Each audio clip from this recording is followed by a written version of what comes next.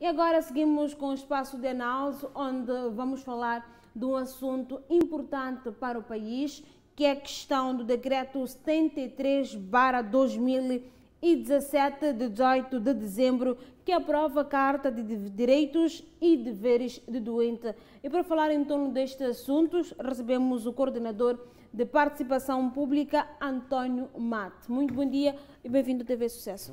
Muito bom dia a todos os telespectadores que nos acompanham aí de casa. A saudação especial também vai para todos os utentes e usuários do Serviço Público de Saúde. Fazendo uma pequena contextualização daquilo que é este decreto, que acreditamos nós que no ano de 2017, de alguma forma, veio trazer ao de cima aquelas que eram as preocupações dos próprios doentes. Primeiro, é importante fazer aqui referência que nós, como Observatório do Cidadão para a Saúde, somos a favor de um sistema de saúde equitativo, um sistema de saúde reforçado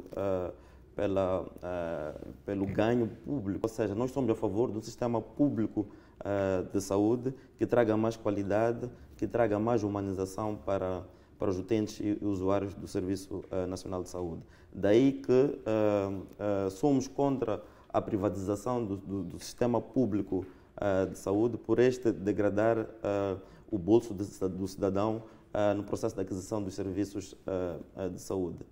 Indo para a questão que me coloca sobre a resolução 73/2007 de 18 de dezembro, que é um documento legal que foi aprovado pelo governo moçambicano. É importante, primeiro, dizer que o documento por si foi um ganho para o país, não é? Foi um ganho na altura em que ele foi legislado. No entanto, apesar de ter sido um ganho, há aqui também algumas perspectivas que nos encaminham para uma outra abordagem. Primeiro, temos uma fraca disseminação desta carta, ainda que esteja como está. Esse é o primeiro aspecto. O outro aspecto é que esta carta é uma carta de 2007, o que significa que passam 13 anos desde a sua aprovação, o que significa que está descontextualizada com a realidade atual. É importante que nós, como sociedade civil, já fazemos nosso papel, temos tido este contato e comunicação com o Ministério da Saúde a vários níveis. Temos estado a comunicar também com o município, através do Pelouro de Saúde e Ação Social, para influenciar este processo de tomada de decisão que, de fato, traga algumas alterações nesta revisão, nesta Carta de Direitos e Deveres do Doente. Temos também na mesa do Ministério da Saúde uma proposta enviada pelo Observatório, que na verdade é uma petição que foi enviada, que consta lá algumas propostas. Eu penso que este é um assunto que podemos falar um pouco mais à frente. Constam algumas propostas que constituem o cerne do nosso debate, e para isso nós temos criado um comitê de trabalho que é formada por outras organizações da sociedade civil. O Observatório não trabalha sozinho, temos várias organizações da sociedade civil, uma espécie de uma coalizão que faz uma monitoria neste processo específico. Temos plataformas, por exemplo, temos a plataforma PLASOC, que é a plataforma da saúde para direitos humanos. Temos também a Ordem dos Enfermeiros. Trabalhamos com um conjunto de organizações para criarmos estas sinergias que possam influenciar medidas mais democráticas e mais contextualizadas com aquilo que o país vive atualmente. Falou aqui de uma fraca disseminação do próprio documento, não é, que prevê a questão dos direitos e deveres do próprio doente. O que é que pode estar a falhar para a disseminação desta lei? Bom, primeiro é importante que todos os atores envolvidos em matéria de saúde possam mostrar este comprometimento em trazer algumas contribuições neste processo. E uma das ações, para responder à questão que me coloca, nós mais do que levantar problemas, nós gostamos de trazer soluções. E, portanto, uma das nossas soluções foi aproximar no diálogo com o Ministério da Saúde, assim como o município, para podermos apoiar na fixação de cartazes nas unidades sanitárias, nos hospitais a nível nacional, onde são cartazes que contêm conteúdos sobre a Carta de Direitos e Deveres do Doente. Nós notamos que ainda não há esta informação.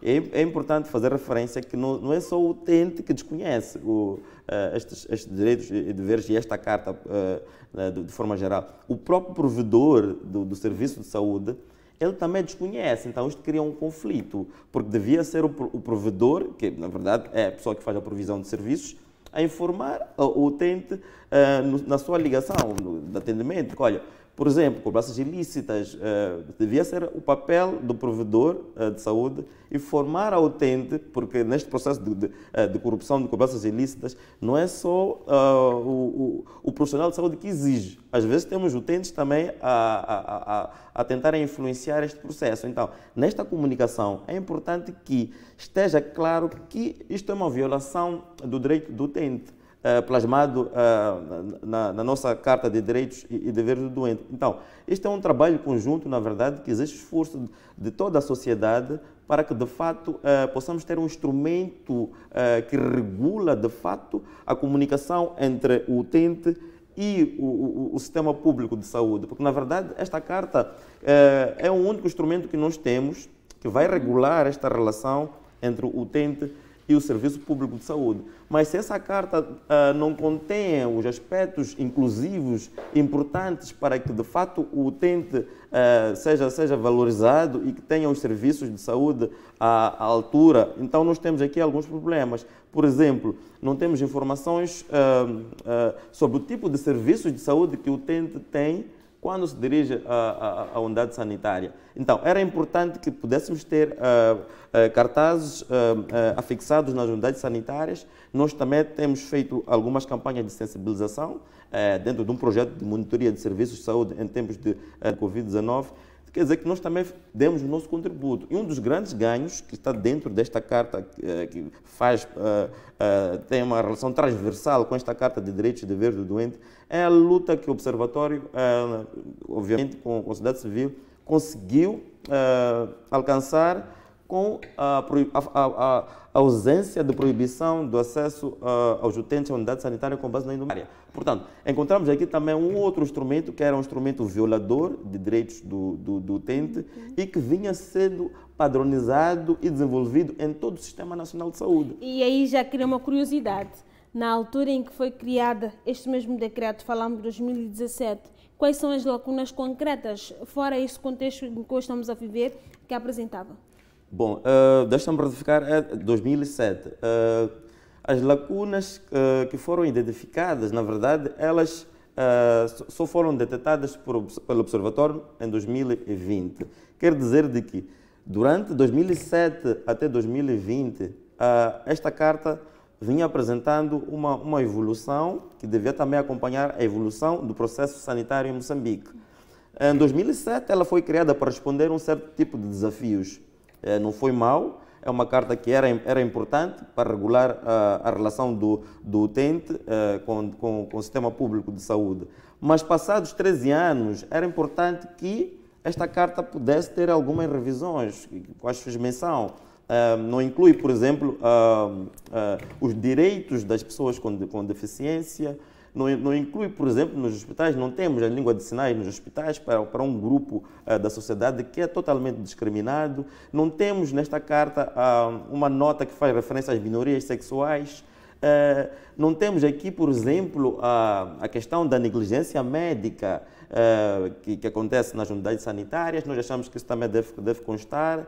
E também há outros elementos que são transversais a este, como é a questão da violência obstétrica. Nós sabemos que há muita violação nos serviços da maternidade, desde o pré-natal, do parto até o pós-parto. Portanto, era importante também que esta Carta pudesse incluir estes requisitos que são importantes para salvaguardar o direito de saúde aos utentes. Então, esses são os pressupostos que nós achamos que devem nortear. E mais ainda, é importante também que sejam conhecidos quais são as obrigações dos provedores de saúde, que esteja claro na Carta quais são as obrigações do provedor de saúde. Isto vai garantir que o provedor seja sancionado caso haja alguma infração em relação algum processo dentro da unidade sanitária que viola algum direito do utente. Mas, obviamente, que não é só de direitos que vivem os utentes, eles também têm obrigações, têm deveres. É preciso enquadrar isto para não criarmos uma carta com iniquidades. É preciso que tenhamos reconhecimento de que o utente tem direitos e deveres. O profissional também tem direitos e deveres. E é a partir dessa lógica de pensamento que vamos criar um sistema mais equilibrado, que haja respeito tanto do provedor para o utente, assim como do utente para o provedor. Estamos a dizer que há mais de 3 anos esse decreto existe no nosso país e obviamente que nós ainda registramos maus tratos nos hospitais, falamos concretamente de hospitais que acabamos recebendo algumas denúncias. Acredita que os médicos em especial têm conhecimento deste mesmo decreto, olhando para a realidade do nosso país? Bom, o que acontece, de facto, e faz bem menção sobre as denúncias que são feitas, chega a uma altura que o utente começa a perder a confiança pelo serviço público de saúde. É verdade, sim, que temos caixas de reclamações nas unidades sanitárias do país, mas também não é menos verdade que essas caixas de reclamação, elas quase que não funcionam. O que isso significa? Isso é um perigo para aquilo que devia ser a provisão de serviços. Se os utentes não usam a caixa de reclamações, significa que há uma total falta de confiança nessa mesma caixa de reclamações. Nós já discutimos isto algumas reuniões, mesmo ao nível da saúde, a sugerir, por exemplo, que se criasse um modelo híbrido de controle e monitoria das caixas de reclamação, que não fossem só os profissionais afetos ao Sistema Nacional de Saúde, os detentores da informação sobre as caixas de reclamação, porque cria-se não há imparcialidade. Então, era importante que pudessem incluir também a sociedade civil para poder controlar e monitorar essas caixas de reclamação. Eu penso que esta seria uma das formas de garantir mais confiança em relação aos utentes. Nós temos percebido que eles não confiam nas caixas de reclamações. E a informação que nós temos formal é que, e essa é a justificativa, é o discurso, que as caixas de reclamações elas estão lá, os utentes é que não as usam. Será que é mais um discurso usado? Bom, eu penso que sim, porque se nós temos esta falta de confiança e temos caixas de reclamações que não contém nenhum boletim de reclamação, era motivo de preocupação para o Sistema Nacional de Saúde, tentar perceber porque é que as pessoas não estão a reclamar. Mas será que está a ser eficaz esse novo Sistema Nacional de Saúde? Falando concretamente no aspecto dos direitos e deveres mesmo dos próprios doentes. Bom, o que acontece é que, primeiro, há um aspecto primário que devia ser analisado de forma analítica. O próprio termo Carta de Direitos do doente já exige aqui uma reflexão, ok? O que é que o legislador tentou transmitir quando diz o doente? Nós achamos que esta carta deve ser uma carta de direitos e deveres do utente, porque o utente já abrange todos os usuários do Serviço Nacional de Saúde. Agora, e pode também servir de um escape para produzir um discurso que tenta favorecer a mensagem do Ministério da Saúde sobre esse aspecto. Se nós tivéssemos uma carta do utente, eu pensaria um pouco mais abrangente e teríamos também mais cidadãos a exigir por estes direitos. E nós, felizmente, temos feito o nosso papel, temos mais cidadãos consciencializados, por exemplo, com essa questão da indumentária, nós influenciamos para que o governo, o Ministério da Saúde pudesse pronunciar isso e houve pronunciamento público do ministro a interditar esta prática e é uma vitória para nós, como observatório, é uma vitória para o cidadão, é uma vitória até para o próprio Ministério da Saúde, na verdade, porque é uma prática que, sendo ele já aprovar, mas que é fruto de alguma ação da sociedade civil, isso mostra também que o governo, de alguma forma, está comprometido com alguns aspectos relacionados com a saúde. Nós achamos que este é um caminho a seguir. É preciso que o governo, que o Ministério da Saúde não olhe as organizações da sociedade civil como inimigas, mas como um aliado que pode apoiar e colaborar para o bem do sistema de saúde no país. Neste momento, e olhando para a nossa atual realidade, quais são os deveres do próprio doente? Bom, um dos deveres do próprio doente começa mesmo pela manutenção e limpeza do recinto hospitalar. Esta é uma mensagem que nós tentamos transmitir nas nossas palestras, que o utente tem que zelar pela limpeza do recinto hospitalar, o utente tem que respeitar o profissional de saúde, o utente tem também o dever de respeitar os outros doentes dentro do hospital e também tem o dever de não pagar para aceder a serviços de saúde. Portanto, esses são alguns direitos e, como pode perceber, se nós tivéssemos mais pessoas ou mais cidadãos com estes pequenos conhecimentos que trouxe, que na verdade são deveres, ia trazer um nível de consciência maior em relação à maneira como o cidadão faz uso dos hospitais. Então, isto também tem sido um desafio para nós, como observatório, tentar mostrar de que há deveres que devem ser cumpridos, não é só olhar para os direitos. Os direitos são importantes porque emancipam o doente, o utente, mas também é obrigação de todos nós cumprir com os nossos deveres. Então, assim é que nós vamos criar um sistema de harmonia entre os profissionais de saúde e também o próprio utente. Agora, o que acontece é que tem havido uma ausência da ética e de ontologia profissional por parte do pessoal médico.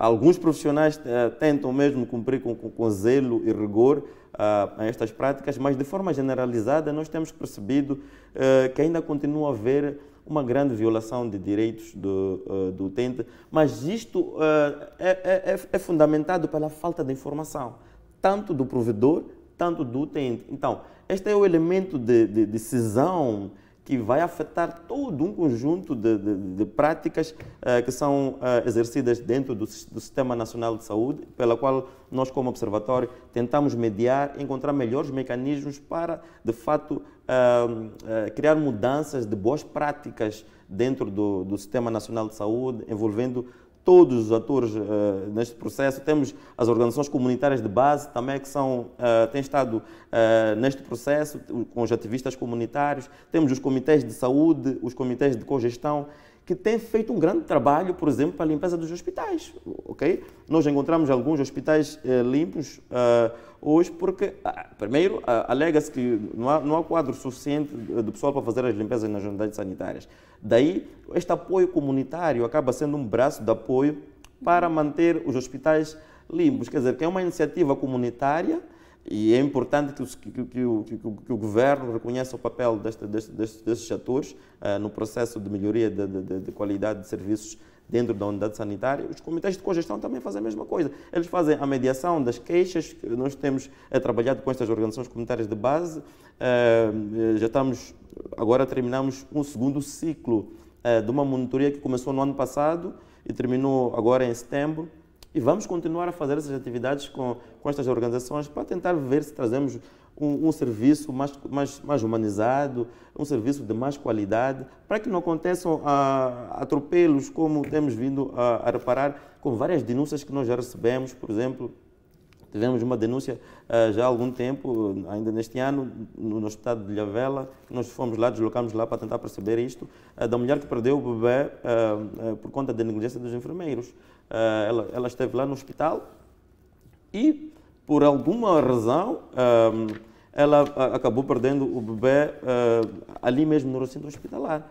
Quer dizer, que o bebê projetou-se ao chão porque ela pediu socorro, nenhum enfermeiro esteve lá para apoiar. Felizmente, esse é um caso que está em seguimento. Nós aproximamos a direção clínica do Ilhavela, tivemos uma conversa com a direção e os processos vão andando à medida que vamos encontrando mais evidências e também quando percebemos que, na verdade, existe um grande esforço da direção clínica criar esta abertura para perceber o que é que estará a acontecer, porque sabe-se que essa situação aconteceu depois da hora do expediente, quer dizer que há alguns profissionais de saúde que não assinaram, por exemplo, o livro e nem reportaram o que teria acontecido, mesmo porque a senhora que sofreu esta violência, ela foi lá e não abriu nenhum processo. Significa que havia uma intenção de ocultar esta verdade. Então, são estas coisas que nós achamos que, com uma carta robusta, uma carta atualizada, nós teremos um Serviço Nacional de Saúde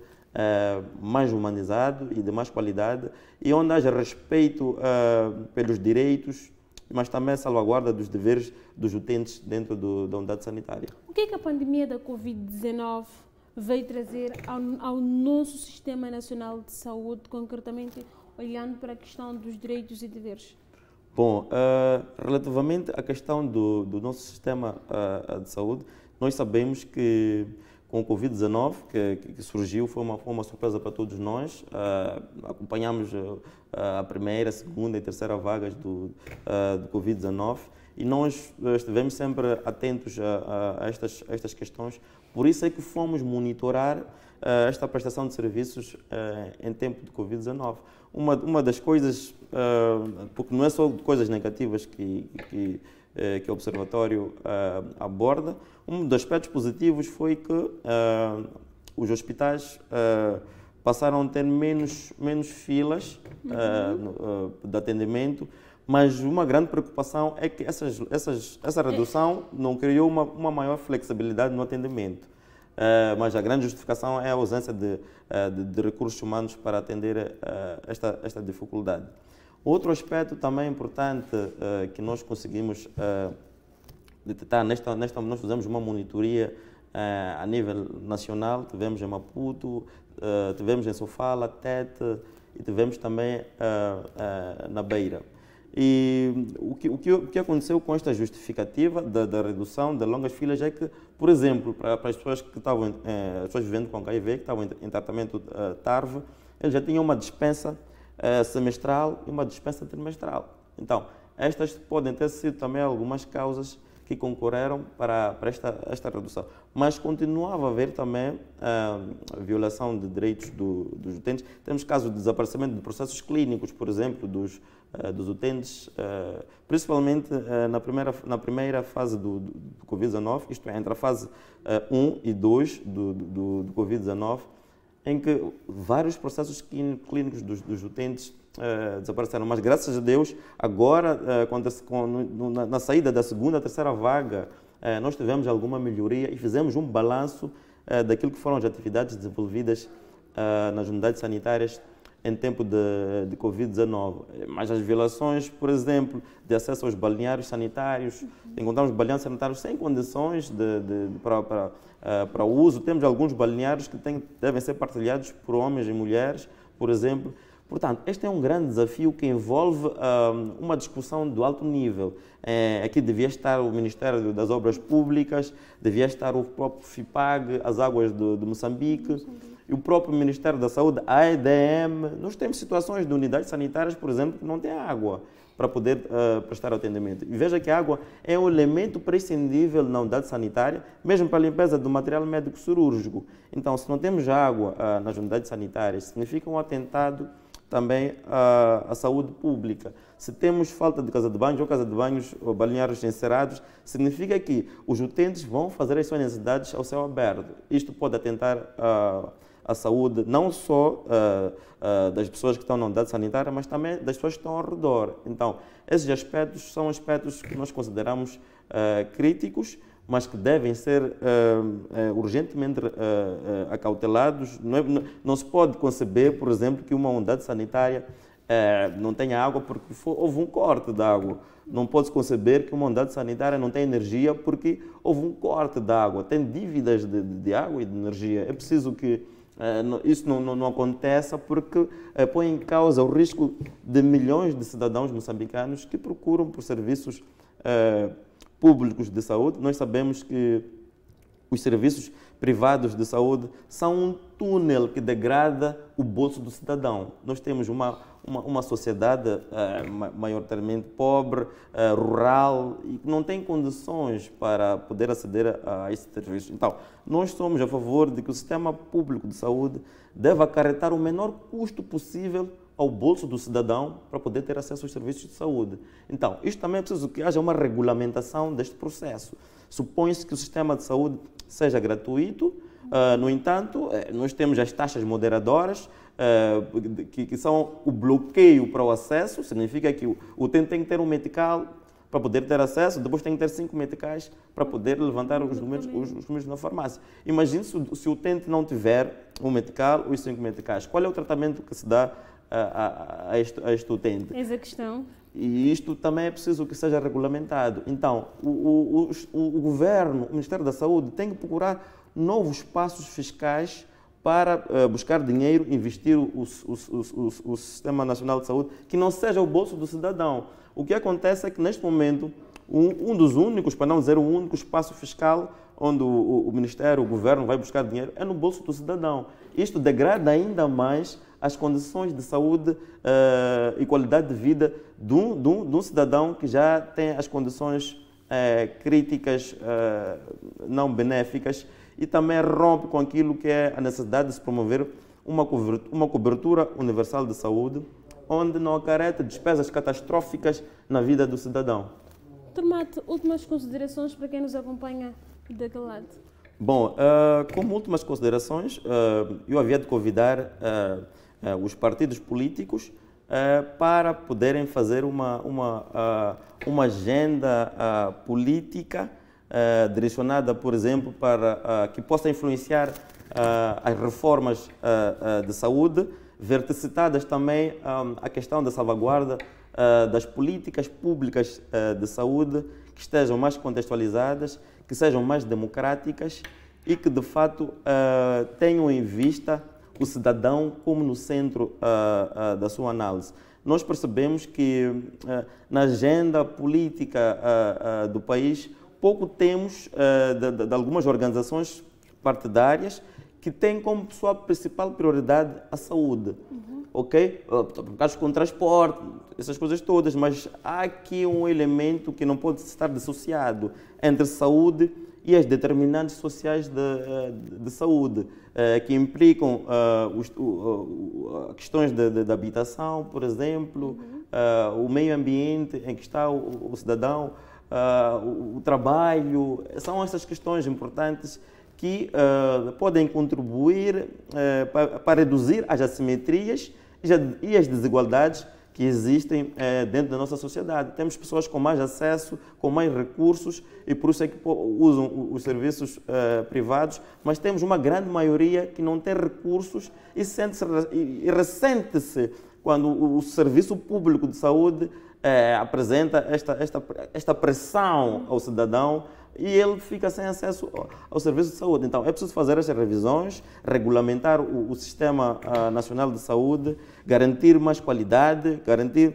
mais humanização. Aliás, um dos grandes discursos do Ministério da Saúde é que tenhamos um Sistema Nacional mais humanizado. Humanizado significa com mais nível de atenção, a partir dos cuidados primários, que é a grande necessidade das populações, que é a saúde primária, que isto é importante. Se nós garantirmos uma maior cobertura de atendimento nos cuidados primários de saúde, nós achamos que estaremos a dar um grande passo para não marginalizar os utentes que procuram por serviços de saúde. Estas seriam as minhas últimas considerações e também agradecer a oportunidade que a TV Sucesso deixou ao Observatório.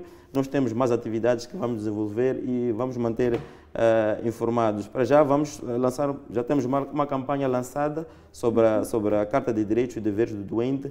Temos vários spots publicitários, cartazes que são publicados nas redes sociais. Temos o mídia, a TV Sucesso, que também é um veículo importante de informação para os telespectadores. E também estamos a preparar também um vídeo que vai passar nas televisões com estes conteúdos para que mais moçambicanos possam ter acesso a este documento importante que é a Carta de Direitos e Deveres do Doente, ainda que esteja como está, e com as revisões e atualizações que obviamente serão feitas com esta força da sociedade civil e com esta força liderada pelo Observatório, organizações comunitárias de base e todos os atores importantes, incluindo o próprio Ministério